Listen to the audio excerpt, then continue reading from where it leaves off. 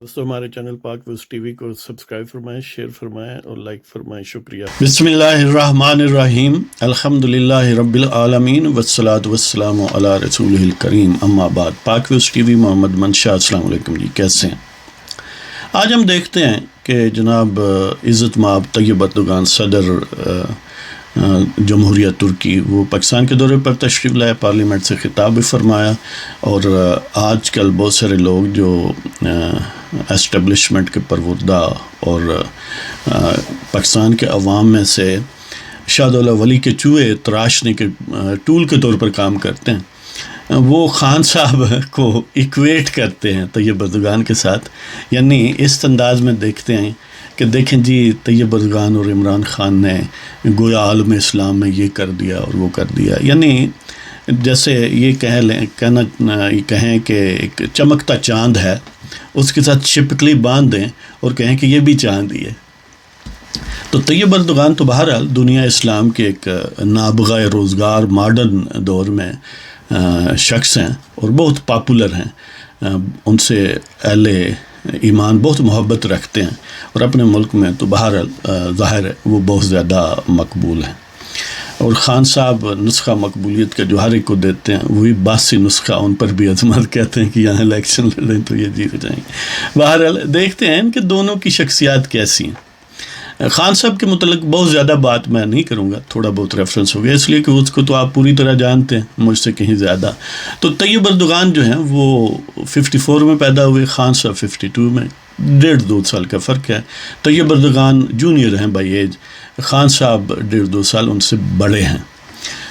اسی طرح خان صاحب جو ہیں وہ ایک انجینئر کے، جن کا والد جو ہے وہ اریگیشن ڈپارٹمنٹ میں یا کینال ڈپارٹمنٹ میں، یعنی اس سے ریلیٹڈ ایک پروونشل ڈپارٹمنٹ میں وہ رہے، انجینئر یا ایس ڈی او بھرتی ہوئے، اور پھر ظاہر ہے اور اس کے علاوہ بھی بعض اور ملازمتیں کی یا اسی میں ترقی وغیرہ کی۔ جبکہ طیب اردوغان کے والد جو ہیں وہ کوسٹ گارڈ میں کیپٹن تھے، اور یعنی فوجی بیک گراؤنڈ ہے ان کا۔ طیب اردوغان کے والد کیپٹن تھے، لیکن طیب اردوغان بڑے ہمبل انداز سے انہوں نے پریکٹیکل زندگی کا آغاز کیا۔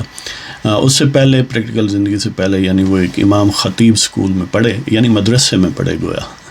اور خان صاحب تو ظاہر ایچسونین ہیں، یعنی ایک ایس ڈی او کا بیٹا ایچسونین ہے، اور ایک کیپٹن کا بیٹا جو ہے وہ مدرسے کا پڑھا ہوا ہے۔ یہی وجہ ہے کہ وہ دین کو نہ صرف جانتے ہیں، اس پر عمل کرتے ہیں، اور ان کی تلاوت تو آپ نے سنی ہی ہوگی کہ کیا بات ہے، یعنی قرأت جو ہے وہ بڑی پرفیکٹ کرتے ہیں طیب اردوغان۔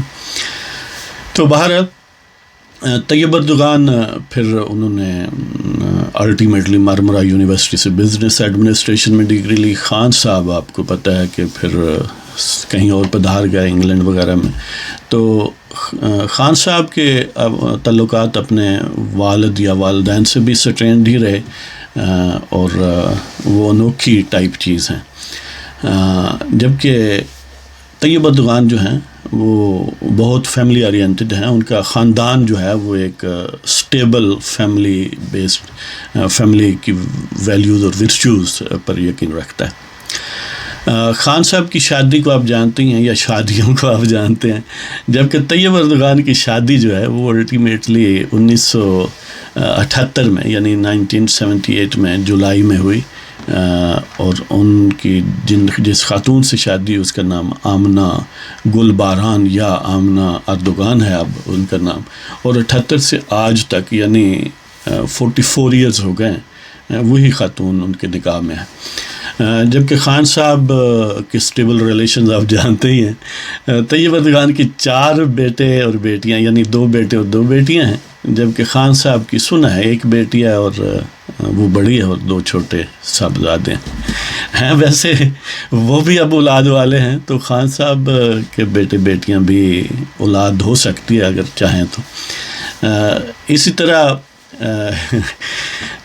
یعنی فیملی کی وہ جو کمپیکٹنس ہے، یا ان میں جو ایک سالیڈیٹی ہے، وہ تو آپ دیکھ ہی رہے ہیں کہ ادھر فیملی بکھری ہوئی ہے پتہ نہیں کہاں کہاں، اور ادھر یعنی کہنے کا مطلب یہ ہے کہ یہ فیملی ورچوز جو ہیں الٹیمیٹ امپیکٹ رکھتے ہیں نا شخصیت پر، اور جب کوئی شخص پاپولر ہوتا ہے تو لوگوں میں اس کی عادتیں، اس کی ویلیوز جو ہیں ان کو کرنسی ملتی ہے، ان کو رواج ملتا ہے. لہٰذا آپ کسی اوباش شخص کو اپنے بیٹوں اپنی اولاد کے سامنے آئیڈیلائز کر کے بات کریں گے تو وہ اسی طرح اوباش پنے کی طرف رجحان پیدا ہوگا.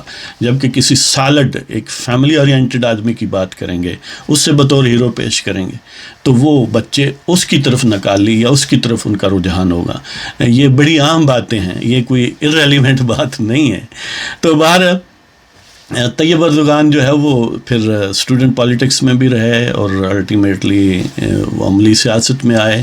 1983 میں انہوں نے اپنا نیشنل سلویشن پارٹی جو نجم الدین اربکان صاحب سے کی تھی ان میں شمولیت اختیار کی. اور اس کے علاوہ ایک اور اہم بات یہ ہے کہ طیب اردگان جو ہیں وہ نقش بندی تصوف کا جو سلسلہ نقش بندیہ ہے اس کے پیروکار ہیں باقاعدہ، یعنی نقش بندی صوفی ہیں دوسرے لفظوں میں. جبکہ خان صاحب جو ہیں وہ پتہ نہیں پلے بوائے صوفی ہیں، وہ شاید آج کل وہ کوئی اور وہاں پر خانقاہ انہوں نے سنا ہے بنائی ہوئی ہے وہ بھی. تو باہر یہ بھی ایک اہم بات ہے. اور نجم الدین اربکان کی پارٹی میں یا ان کے فالوور کی حیثیت سے انہوں نے پریکٹیکل پالیٹکس کا آغاز کیا. اور پھر کیونکہ وہاں کی اسٹیبلشمنٹ جو ہے وہ اسلامسٹ پارٹیوں کو ابھرنے نہیں دیتی تھی، مختلف ہیلوں بہانوں سے پارٹی پر بین لگواتے، نجم الدین یا ان کے رفقا جو ہے ایک اور پارٹی تشکیل دیتے. تو یہ سلسلہ یعنی کئی انہوں نے پارٹیاں بنائیں اور کئی بکھر گئیں، بین لگ گیا ان پر، انہیں ڈسکوالیفائی کر دیا گیا. الٹیمیٹلی نجم الدین اربکان 96-97 میں وزیر اعظم بننے میں بہرحال کامیاب رہے، لیکن ملٹری اسٹیبلشمنٹ نے ان کے ہاتھ مروڑے، بازو مروڑے اور بالآخر انہیں مجبور کیا کہ وہ اسٹیپ ڈاؤن ہو. تو وہ بالآخر انہوں نے استعفیٰ دیا. انہیں بھی یعنی پابندی کا سامنا کرنا پڑا، ان کی پارٹی کو بھی. اور اپنا طیب اردگان اور ان کے رفقا نے اور جو نجم الدین اربکان کے ساتھی یا ان کے پیروکار تھے انہوں نے بالآخر پارٹیاں بنائیں. لیکن اس سے پہلے اس کا بھی تذکرہ عام ہوگا کہ 91 میں طیب اردگان جو ہیں وہ پارلیمنٹ کے ممبر بنے، لیکن انہیں اوتھ نہیں لینے دی گئی، یعنی اسٹیبلشمنٹ کو وہ پسند نہیں تھے، وہ بلو آئیڈ بوائے نہیں تھے اسٹیبلشمنٹ کے. جبکہ خان صاحب جو ہیں ان کے لیے اسٹیبلشمنٹ نے نہیں سب کچھ کیا، وہی پاشا کسی کے لیے جو کام کرتا تھا اکراس دی اوشنز، وہی ان کے لیے کام کرتا تھا، خان صاحب کے لیے. اور اس کے سکسیسرز بعد میں الٹیمیٹلی، ظاہر ہے یہ ساری باتیں آپ کو پتہ ہیں. تو بہرحال یہ اسٹیبلشمنٹ کا ٹول ہے، وہ اسٹیبلشمنٹ کے مخالف تھے، وہ اسٹیبلشمنٹ سے لڑ کے آئے ہیں، یہ اسٹیبلشمنٹ کے پاؤں چاٹ کے آئے ہیں اور اب بھی اسی طرح ہی مالشی اور پالشی ہیں. تو نجم الدین اربکان بہرحال پارلیمنٹ کے ممبر ہوئے، لیکن انہیں اوتھ نہیں لینے دی گئی.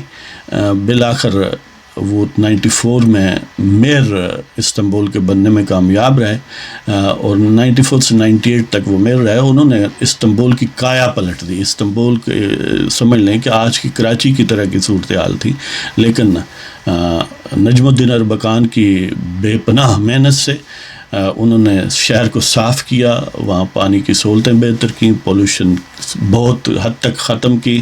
اور بڑی بات یہ ہے کہ خان صاحب کی طرح یہ طوطے کی طرح رٹ نہیں لگائی رہی کہ پچھلے جو ہیں انہوں نے کچھ نہیں کیا تو میں نے بھی نہیں کچھ کرنا حالانکہ پچھلوں نے ادھر بہت کچھ کیا.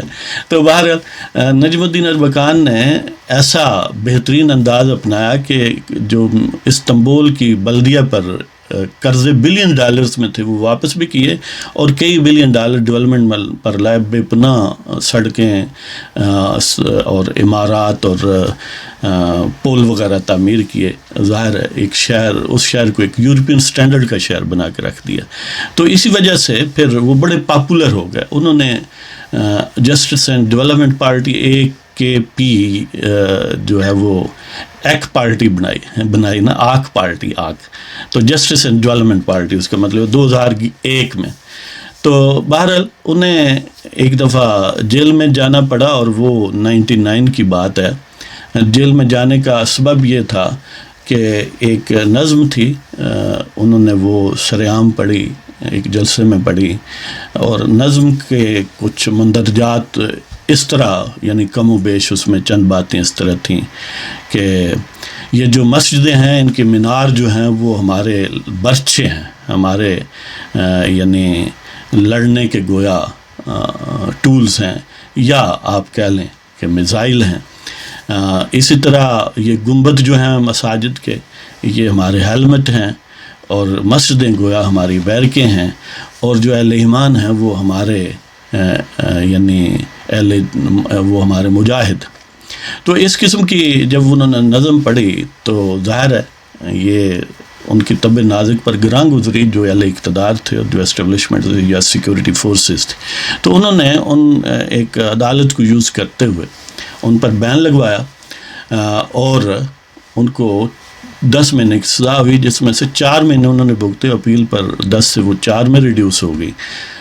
تو انہیں آئندہ کے لیے پارلیمنٹری الیکشن کے لیے ڈسکوالیفائی کر دیا گیا۔ آپ کو پتہ ہے کہ انہوں نے کام بطور کیا میئر زبردست کام کیا، اور لوگوں نے جو وہاں کی سیکیورٹی اسٹیبلشمنٹ تھی انہوں نے ان کو ڈسکوالیفائی کر دیا۔ ہمارے ملک میں بھی کسی نے کام کیا ہے جی، بے پناہ ترقیاتی کام کیے، لوڈ شیڈنگ ختم کی، سڑکیں بنائیں، یونیورسٹیاں بنائیں، ہاسپٹل بنائے، اور اس کا نتیجہ یہ ہوا کہ ایکسٹینشن کشید کرنے والوں نے انہیں نائل کروایا۔ وہ بھی نائل کس بات پر؟ وہ نائل ہوئے ایک نظم پر، یہ نائل ہوئے کہ بیٹے سے تنخواہ نہیں لی۔ تو بہرحال اس طرح کا سلسلہ بالآخر طیب اردگان کی پارٹی جو ہے وہ بڑی جدوجہد کرنے کے بعد 2002 میں الیکشن جیتنے میں کامیاب رہی، اور انہوں نے پہلے عبداللہ گل جو ان کے ساتھی تھے وہ وزیر اعظم بنے چند مہینے کے لیے، پھر ان کو پریزیڈنٹ بنوایا، پھر خود پرائم منسٹر رہے، اور پھر آئین میں تبدیلی کی اور اب وہ پریزیڈنٹ ہیں۔ پریزیڈنٹ ایگزیکٹو کی حیثیت سے بھی ہیں، ویسے ہیڈ آف اسٹیٹ یا ہیڈ آف گورنمنٹ دونوں اب وہ بطور پریزیڈنٹ ہیں۔ تو انہوں نے اسی طرح یعنی 2002 2007 اور آنورڈ سارے الیکشن جیتے۔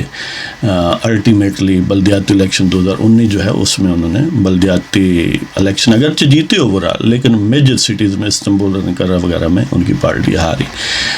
دوسری طرف انہوں نے معیشت کو بہت ترقی دی، 6-7-8% تک مختلف اوقات میں وہ ترقی کرتی رہی۔ جی ڈی پی کا سائز ڈبل ہو گیا، per capita income multiple Times بڑھ گئی۔ تو وہ جو مرد بیمار یورپ کا تھا وہ اب صحت مند ہے، وہ اب یورپ کا سب سے ترقی تیزی سے کرنے والا ملک ہے، اور یورپین اس سے خوف کھاتے ہیں، اور وہ اتنا یعنی بصیرت والا اور جرت والا شخص ہے کہ یک وقت وہ اپنے مفادات، ترکی کے مفادات، قومی مفادات پر وہ روس سے بھی ٹکر لے سکتا ہے، وہ امریکہ سے بھی انہوں نے اختلافات کیے، امریکہ کی مخالفت کے باوجود اپنے آزادانہ فیصلے کیے، حالانکہ وہ نیٹو کا ممبر بھی ہے، لیکن جب امریکی پریشر ڈالتے ہیں تو وہ پریشر میں نہیں آتے، وہ قومی مفادات کے تحت کام کرتے ہیں۔ ابھی ریسنٹلی امریکیوں کی مخالفت کے باوجود انہوں نے روس سے وہ دفاعی نظام خریدا۔ دوسری طرف روسی کا طیارہ آپ کو پتہ ہے جب ایئر اسپیس کی خلاف ورزی ہوئی تو چند سیکنڈ کی بات تھی، وہ بھی گرا دیا، اور کبھی یعنی اس قسم کے قومی مفادات پر کوئی سمجھوتا نہیں کیا، اس لیے کہ وہ جینوئن لیڈر ہے۔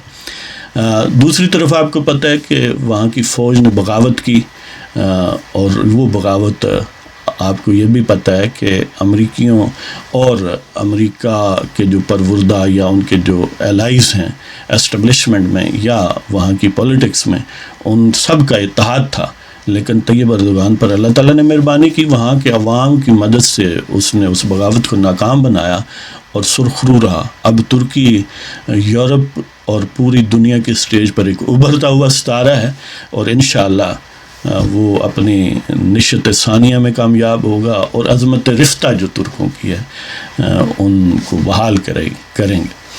اب دوسری طرف آپ دیکھ لیں کہ ہمارے ہاں سوائے گالی گلوچ اور کہ بس دیکھیں جی فلاں کرپٹ ہے فلاں کرپٹ ہے، اس کے علاوہ کوئی کام نہیں ہو رہا۔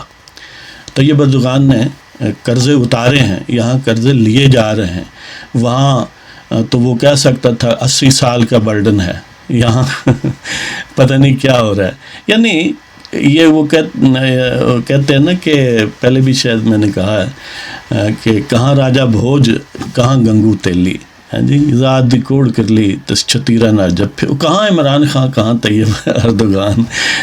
تو کچھ لوگوں نے یہ کہا کہ دیکھیں جی اس نے تو صحیح بات کی، ترکوں نے انڈیا پر حکومت کی، لیکن جب طیب اردوغان سامنے بیٹھا ہے تو اس وقت بات کر رہا ہے تو اس کا مطلب آٹومان ترکوں کی بات ہو رہی ہے، عثمانی ترکوں کی، جس کا انڈیکس ہے طیب اردوغان. تو لہذا آٹومان ترکس جو تھے انہوں نے انڈیا پر حکومت نہیں کی. اور لیکن یار لوگ ہیں کہ بس کہتے ہیں چلو ایک بات تو ٹھیک ہو گئی لیکن وہ باقی باتوں کا کہیں تو نہیں، بس ہوتا رہتا ہے، ایسا کیا ہے.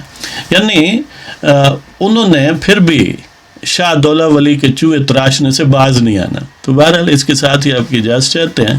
اللہ تعالیٰ کی سے دعا ہے کہ وہ طیب اردوغان جیسے لیڈر پوری دنیا اسلام کو عطا فرمائے اور ہمیں بھی عطا فرمائے، اور ہمیں ان وہ جو کسی کے لیے کام کرتے ہیں اکراس دی اوشن، ان سے نجات رب دلائے. تو اس کے ساتھ ہی وما علینا الا البلاغ المبین.